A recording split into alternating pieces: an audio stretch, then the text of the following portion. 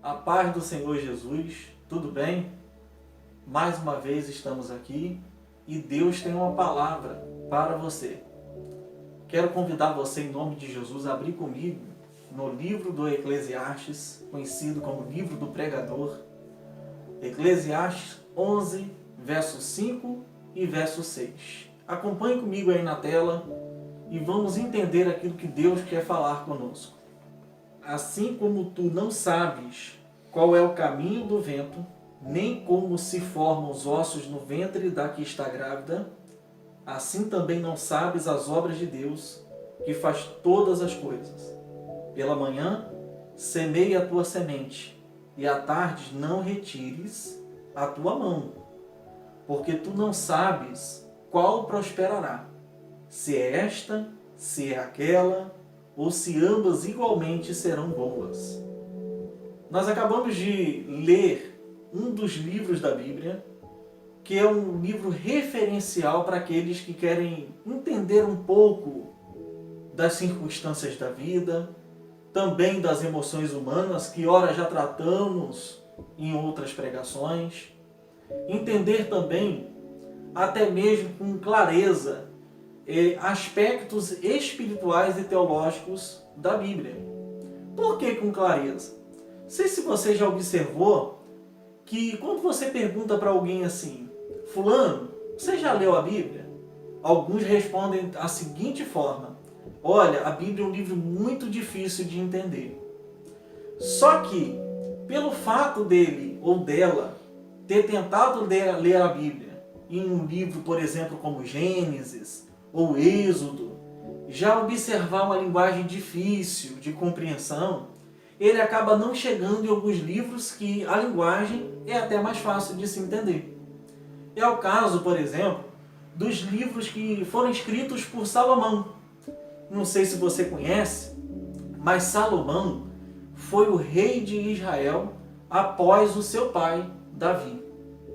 Observe bem que Israel ele teve alguns períodos. Esses períodos nós conhecemos o primeiro dele como o período patriarcal, o período do reino unificado de Israel e o reino dividido.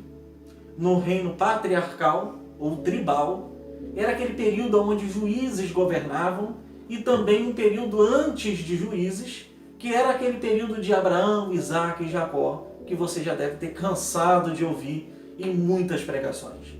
Esse, eu quero repetir para você, é o período patriarcal.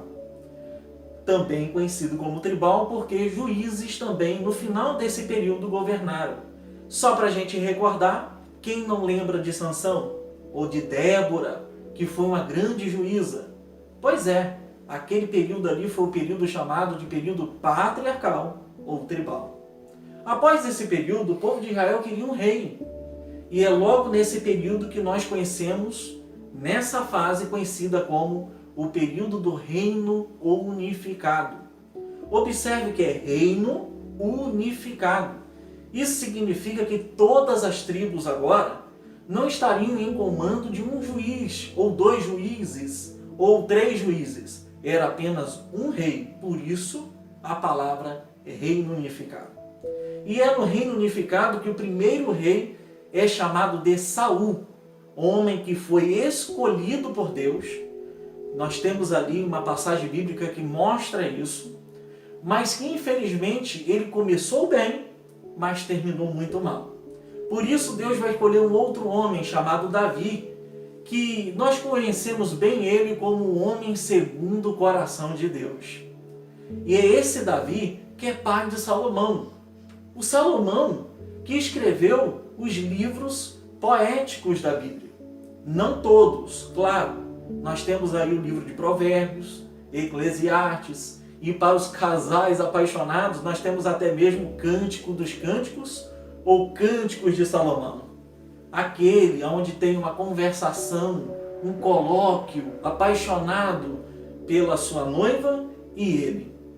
Então o livro que nós estamos meditando agora é o livro de Eclesiastes, que é uma fase onde Salomão está com mais experiência. Não é aquela fase difícil de Salomão, onde ele teve poucas esposas, não.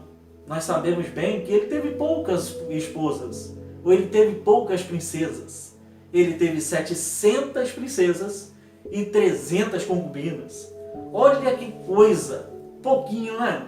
Imagina essa mulherada toda dentro da casa de Salomão ou no palácio real. Você deve estar até rindo agora, imaginando, Deus me livre em uma situação dessa. Pois é, Salomão, no início do seu ministério, ele aprontou bastante. Isso, é claro, Deus nunca aprovou. Mas voltando ao nosso assunto, além de, claro, aquela primeira fase, onde Salomão não teve muito juízo, ele também fez uma boa escolha. Ele, em oração, quando recebeu a presença de Deus e Deus perguntou para ele o que ele queria, ele respondeu aquilo que você também deve responder ou pedir nas suas orações. Ele pediu sabedoria. Irmãos, não tem nenhum segredo para a sabedoria. O primeiro segredo para ter sabedoria, na verdade, e que, claro, como eu disse, não é nenhum segredo, é a oração. A palavra de Deus diz lá no livro de Tiago que quem quer sabedoria deve pedi-la sem duvidar. Pedir com fé, porque Deus dará essa verdadeira sabedoria. E uma outra coisa fundamental para a sabedoria, e que ela não vem só como um presente de Deus, é o tempo. O tempo é o melhor professor. Salomão jovem recebeu sabedoria, mas mesmo assim, essa sabedoria que veio do alto não impediu que ele cometesse erros. E foi o tempo que fez com que Salomão aprendesse muitas coisas que ele ainda não tinha aprendido. Então o tempo é o melhor professor. E é na fase onde ele já está mais idoso, que ele já tem uma certa idade, é que ele vai aprender realmente muitas coisas que ele ainda não tinha aprendido. Você que é jovem, que está iniciando o seu ministério, assim como eu também sou jovem e estou iniciando o meu ministério, sabemos que com o tempo, lá na frente, muitas opiniões, muitas coisas que falamos hoje, ela pode mudar. Salomão, ele começou a compreender que ele sabia muita coisa da ciência, ele sabia muito do comportamento humano, mas essa sabedoria era necessário colocá-la em prática. Por isso ele vai dizer o seguinte: o princípio da sabedoria está em temer a Deus. Agora, voltando para o texto que nós lemos, que está lá em Eclesiastes, o livro que Salomão escreveu, ele vai dizer logo no primeiro verso, que nós não lemos, mas é bom a gente recordar. Diz o seguinte, Eclesiastes 11, verso 1: lança o teu pão sobre as águas, porque depois de muitos dias o acharás. Ali ele já vai dar uma amostra daquilo que nós já estamos falando, que é o quê? A paciência, falando do tempo, o melhor professor para a nossa vida. E é claro, entender que tudo que plantamos, iremos colher. Lança o teu pão. Na verdade, é uma figura de linguagem. Não é pegar o pão e jogar na enchente ou dentro de um rio. Ele está querendo dizer que é lançar a semente do trigo. Ele já enxerga a semente do trigo como pão. Por isso, lança o teu pão sobre as águas, para que depois de muitos dias o ache. E aí o verso 2 vai dizer o seguinte: divide-o com 7 ou até com 8, porque você não sabe o mal que haverá sobre a terra. Olha que sabedoria prática para a vida do ser humano. Não tem palavras difíceis, não tem arrodeios, é simplesmente direto. Então, Eclesiastes no capítulo, ou melhor, Eclesiastes 11, verso 5, vai dizer uma coisa muito interessante. Vai lançar em nosso rosto que nós não conhecemos o que é a obra de Deus. Nós não sabemos muitas coisas que estão no âmbito espiritual. Eu queria te fazer um desafio. Olha o que está acontecendo agora no mundo. Você está entendendo? Muito menos eu. Nem mesmo os cientistas estão entendendo o que realmente está acontecendo. Aí você agora crente em Deus, principalmente você que é pentecostal, ou você que é bom de Bíblia, né? Você deve estar falando assim, eu já sei, está tudo escrito na Bíblia. Eu quero discordar com você. Eu quero discordar com você porque nem tudo foi revelado para nós. É tanto que estamos confusos hoje em relação a muita coisa que está acontecendo no mundo. Quer conferir na Bíblia comigo? Então vamos ler a Bíblia e perceber que nem tudo Deus revelou ainda para nós. Abra a palavra de Deus em Deuteronômio 29, versículo 29, ou acompanha comigo aí na tela. Amém? Deuteronômio 29, 29. As coisas encobertas são para o Senhor nosso Deus, porém as reveladas são para nós e para nossos filhos para sempre, para cumprirmos todas as palavras desta lei. Olha que coisa interessante, existem coisas ainda que Deus não revelou para você e que você está confuso. Eu só estou falando do momento atual, imagino outras coisas que ainda irão acontecer e que os crentes, o dom de Bíblia, não irá entender. Sabe por quê? Assim como no tempo de Salomão, não entendiam, não sabiam como era formado no ventre de uma mulher uma criança, eles não sabiam. Hoje até a gente consegue ver, mas eles não sabiam. Nós também não sabemos, porque nem a ciência, nem o próprio Deus revelou para nós as coisas que estão encobertas, as coisas que estão escondidas e que ainda irão acontecer. Nós não sabemos como são as obras de Deus, quais são os propósitos de Deus, inclusive para a nossa vida. Hoje, por exemplo, você pode estar numa situação onde você não está entendendo o que está acontecendo. Mas Deus, ele tem um propósito dentro desta prova, dentro desta tentação que você está passando. A grande questão é, lembra do início da mensagem? Lembra da introdução? É ter a paciência, porque o tempo é o melhor professor. É entender que hoje é uma semente que está sendo lançada, mas é olhando para a semente que eu enxergo o pão. Então, por favor, olhe para essa circunstância hoje como algo misterioso que Deus está trabalhando na sua vida. Isso pode ser uma doença, isso pode ser um desemprego, isso pode até ser uma viagem que você tem que empreender. Quem sabe você não foi pego agora de surpresa durante essa semana e recebeu a notícia que não poderá mais ficar onde você está. Você agora está confuso, você não sabe porque você já fez toda a tua vida na cidade de Macaé, ou quem sabe na cidade onde você está residindo agora, mas de repente vem uma circunstância que você não planejou e você agora tem que viajar, desfazer tudo que você construiu. Então preste atenção que Deus quer falar contigo hoje. Você não está entendendo, você não está enxergando o que está acontecendo, mas o meu Deus está dizendo para você hoje aqui, que Ele tem um propósito. Assim como você não vê uma criança no ventre de uma mulher, assim como você não sabe para onde vai o vento, saiba que Deus tem um propósito neste problema. Olha que lindo! É necessário que você se torne forte.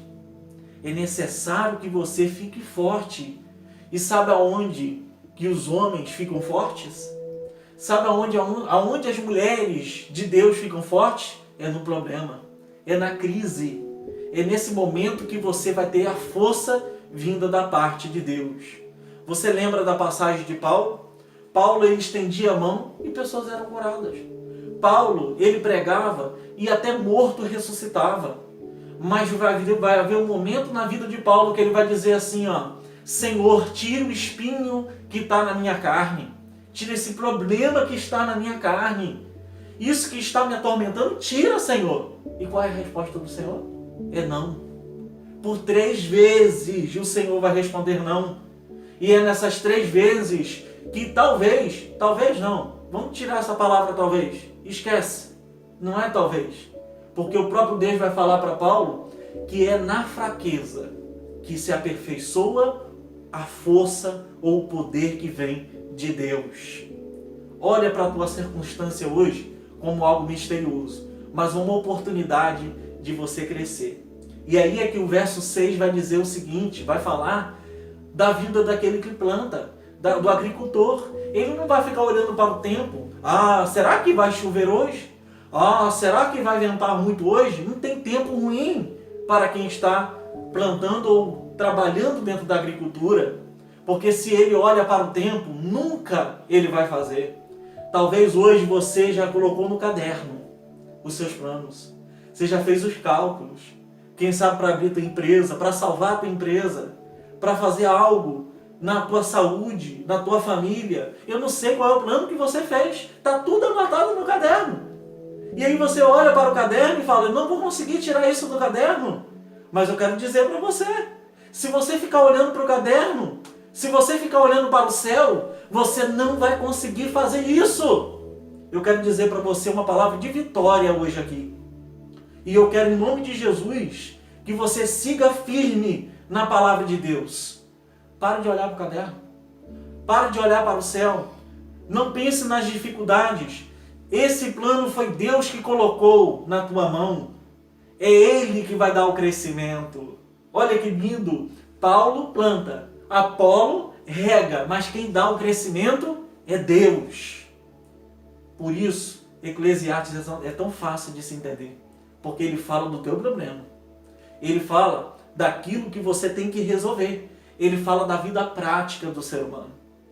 Por isso, para concluir a nossa palavra, para concluir e finalizar toda essa revelação que o Senhor trouxe para você, eu quero dizer o seguinte para você. Hoje, o mundo não está conseguindo solucionar o problema da pandemia, do coronavírus. O mundo hoje não está conseguindo resolver o problema da praga de gafanhoto. O mundo hoje está abismado com a tempestade de areia que está para cobrir a América. O mundo está preocupado com um cometa que está a quase milhões de anos distante, mas está na trajetória do planeta Terra. O mundo está preocupado com isso. E a igreja está aguardando a vinda do Senhor Jesus. A igreja, ela não fica preocupada e quando ela ouve essas notícias, ela vibra e ela grita, sabe o quê? Ora vem Senhor Jesus. É isso que a igreja faz. Porque a igreja ela não olha para o vento. A igreja ela não olha para o leão que está lá fora. A igreja ela não espera aquilo que pode ou não acontecer. Ela sabe que Deus revelou. E o que é revelado, como está em Deuteronômio 29, é para ser cumprida a palavra de Deus. Eu quero, em nome de Jesus, pedir você de novo, como sempre é de costume, a orar comigo. A pedir ao Senhor nesse momento para você encarar os desafios. Os desafios estão aí na sua mão. Os desafios estão aí quando você abre a porta da tua casa para poder enfrentar. Gente, o tempo está tão difícil, a tempestade está tão grande, mas a gente não pode parar de plantar.